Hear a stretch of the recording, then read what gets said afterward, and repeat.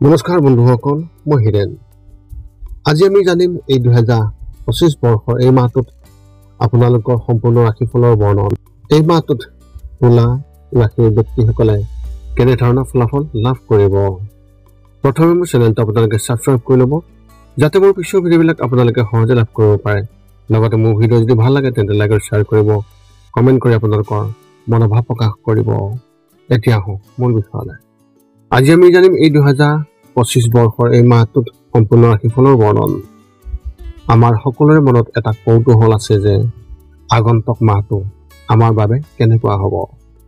বহু ধৰণৰ প্ৰশ্ন আমাৰ মনত উদয় হয়, যেনে ব্যৱসায় বা চাকৰিৰ ক্ষেত্ৰত অগ্ৰগতি হ'বনে নহয়, বা কিবা নতুন প্ৰত্যাহ্বানৰ সন্মুখীন হ'বলগীয়া হ'ব নেকি, এনেধৰণৰ বহুতো প্ৰশ্ন।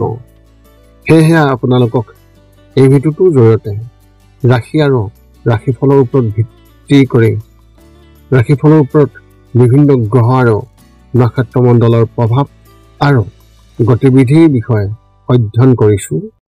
এই কথা মনত ৰাখি আমি আপোনালোকক এই 2025 বৰ্ষৰ এই মাহটোত ৰাশিফলৰ মতে সঠিক মূল্যায়ন কৰিছোঁ, যাতে আপোনালোকে সেই অনুসৰি প্ৰস্তুতি চলাব পাৰে। আপোনালোকে এই ভিডিঅ'ত আপোনালোকৰ পৰিয়াল, আৰ্থিক, কেৰিয়াৰ, শিক্ষা, প্ৰেম আৰু স্বাস্থ্যৰ লগতে আৰু বিভিন্ন তথ্য আপোনালোকে এই ভিডিঅ'ত লাভ কৰিব। ইয়াৰ দ্বাৰা আপুনি জানিব পাৰিব যে আপোনাৰ ৰাশিফলৰ অনুসৰি কি কি প্ৰস্তুতি চলাব লাগিব। গতিকে আপোনাৰ ৰাশিফল অনুসৰি প্ৰস্তুতি চলাওক। অৱশ্যে আপোনালোকক এইটো জনা উচিত যে এই ভিডিঅ'টোত দিয়া যি তথ্য, এই তথ্য কোনো ব্যক্তি হিচাপে নহয়, ৰাশিফলৰ ওপৰত হোৱা যি প্ৰভাৱ, সেই প্ৰভাৱৰ বিবেচনা অনুসৰিহে এই ভিডিঅ'ত উল্লেখ কৰা হৈছে এই সকলোবোৰ তথ্য। গতিকে এনেদৰে আপুনি আপোনাৰ জীৱনত ঘটিব পৰা সকলো কথাৰ তথ্য লাভ কৰক। গতিকে কোনো পলম নকৰাকৈ এতিয়া আমি এই 2025 বৰ্ষৰ এই মাহটোত যি ৰাশিফলৰ বৰ্ণন, সেই ৰাশিফলৰ বৰ্ণন আপোনালোকক আগবঢ়াবলৈ আগবাঢ়িছোঁ। সৰ্বপ্ৰথম পাৰিবাৰিক জীৱনৰ ক্ষেত্ৰত এনেধৰণৰ, এই মাহে আপোনাৰ পৰিয়াললৈ বহুত সুখ কঢ়িয়াই আনিব আৰু সকলোৰে মাজত পাৰস্পৰিক প্ৰেম বৃদ্ধি পাব। এই সময়ছোৱাত আপুনিও হয়তো আপোনাৰ পৰিয়ালৰ কোনো সদস্যৰ পৰা কিছু ভাল খবৰ পাব পাৰে। এই কথা মনত ৰাখিব যে সময়ৰ আগতেই বাহিৰত কোনো সুখৰ কথা বা ঘৰৰ লগত জড়িত যিকোনো কথা কোৱাৰ পৰা আপুনি বিৰত থাকিব, নহ'লে কিবা ভুল হোৱাৰ সম্ভাৱনা অত্যন্ত প্ৰবল দেখিবলৈ পোৱা গৈছে। আপোনাৰ বন্ধু বান্ধৱীৰ সৈতে আপোনাৰ সম্পৰ্কও অধিক শক্তিশালী হৈ উঠিব আৰু তেওঁলোকৰ পৰা বহু ক্ষেত্ৰত সহায় লাভ কৰিব, যিবোৰ ভৱিষ্যতে আপোনাৰ বাবে উপযোগী হ'ব। ব্যৱসায় আৰু চাকৰিৰ ক্ষেত্ৰত এনেধৰণৰ, ব্যৱসায়ীসকলৰ বাবে এই মাহটো স্বাভাৱিক হ'ব। কিছুমান ক্ষেত্ৰত লোকচানৰ সম্ভাৱনাও আছে যদিও সামগ্ৰিকভাৱে আপুনি লাভত থাকিব। এই মাহত আপোনাৰ খৰচো বহুত কম হ'ব, যাৰ বাবে আপোনাৰ সঞ্চয় বেছি হ'ব। আৰ্থিক দৃষ্টিকোণৰ পৰা এই মাহটো আপোনাৰ বাবে স্বাভাৱিক হ'ব। চৰকাৰী বিষয়াসকলে এই মাহত তেওঁলোকৰ স্বাস্থ্যৰ বিশেষ যত্ন ল'ব লাগিব আৰু কাম কৰাৰ সময়ত সকলো সুৰক্ষা সঁজুলি ব্যৱহাৰ কৰিব লাগিব। এই মাহত আপোনাৰ কামত আপোনাৰ সহকৰ্মীসকল সুখী হ'ব। ব্যক্তিগত খণ্ডত কাম কৰা ব্যক্তিসকলৰ বাবেও এই মাহ উপকাৰী বুলি প্ৰমাণিত হ'ব আৰু তেওঁলোকে নিজৰ জ্যেষ্ঠসকলৰ পৰা সম্পূৰ্ণ সহায় লাভ কৰিব।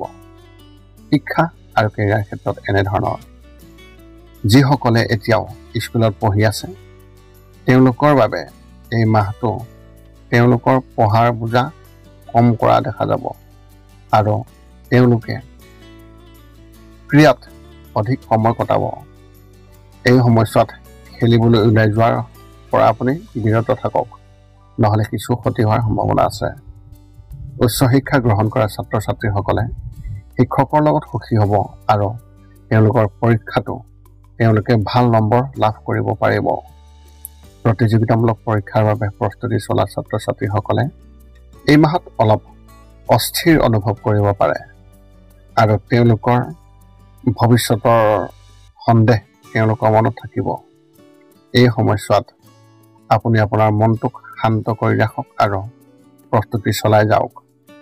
প্ৰেমৰ ক্ষেত্ৰত এনেধৰণৰ কোনো বিষয়ক লৈ বিবাহিত লোকসকলে বা তেওঁলোকৰ পত্নীৰ লগত বা স্বামীৰ লগত বিশেষ কাৰণত কাজিয়া হ'ব পাৰে, যাৰ ফলত দুয়োৰে মাজত দূৰত্ব আৰু অধিক বৃদ্ধি পোৱাৰ সম্ভাৱনা দেখিবলৈ পোৱা গৈছে।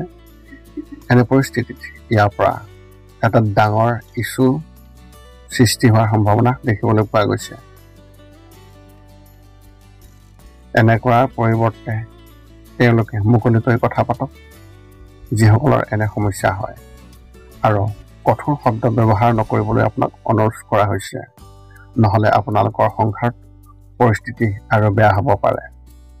যিসকলে সম্পৰ্কত আছে তেওঁলোকে তেওঁলোকৰ সংগীৰ সৈতে বিশেষ সম্পৰ্কত বিশেষভাৱে প্ৰতাৰিত হ'ব পাৰে, বা তেওঁলোকে কিবা এটা সন্দৰ্ভত আপোনাৰ ওপৰত হতাশ হ'ব পাৰে। গতিকে সেইবোৰ বুজিবলৈ চেষ্টা কৰক যাতে পৰিস্থিতি আগলৈকে চম্ভালিব পৰা যায়। বিবাহিত লোকসকলেও এই মাহত অপেক্ষা কৰিব লাগিব। বিবাহৰ বাবে প্ৰস্তুতি চলাই থকা ব্যক্তিসকলেও আৰু অপেক্ষা কৰিব লাগিব তেওঁলোকৰ প্ৰকৃত জীৱন সংগী বিচাৰি পাবলৈ। স্বাস্থ্যৰ ক্ষেত্ৰত এনেধৰণৰ স্বাস্থ্যৰ দৃষ্টিকোণৰ পৰা এই মাহত আপোনাৰ মূৰৰ বিষৰ সমস্যা হ'ব পাৰে, যিয়ে আপোনাৰ মনক অস্থিৰতাৰ সৃষ্টি কৰিব। আপুনিও গৰম অনুভৱ কৰিব পাৰে। গতিকে ঠাণ্ডাৰ প্ৰভাৱ থকা বস্তু খাওক আৰু পাত্ৰৰ পৰা আপুনি পানী খাবলৈ চেষ্টা কৰক। আপুনি মানসিকভাৱে সুস্থ হৈ উঠিব পাৰে আৰু আপোনাৰ মনলৈ নতুন নতুন ধাৰণা আহিব। যদি আপুনি কোনো শাৰীৰিক খেল খেলে তেন্তে সেইটো কৰাত আপুনি অতি সাৱধান হ'ব লাগিব। এই মাহত কোনো গধুৰ বস্তু তুলি আপুনি বিপদত পৰিব পাৰে আৰু সেই গধুৰ বস্তু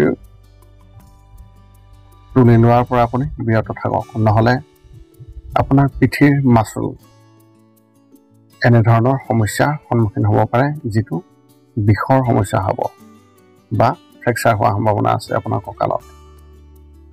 পিছলৈ আপোনাৰ বহুতো বেয়া সমস্যা হ'ব পাৰে।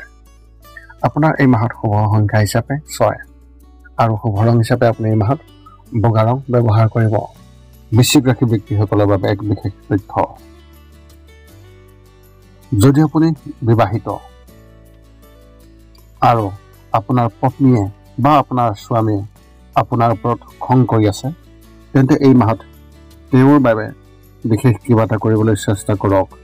ইয়াৰ ফলত আপোনাৰ ব্যক্তিত্ব সমস্যাটো চম্ভালিব আৰু কোনো নতুন সমস্যাৰ সৃষ্টি হ'বলৈ নিদিব। এতিয়া আপুনি সকলো তথ্য লাভ কৰাৰ পিছত এই 5টা কাম কৰিবলৈ আপুনি যিমান পাৰে চেষ্টা কৰক।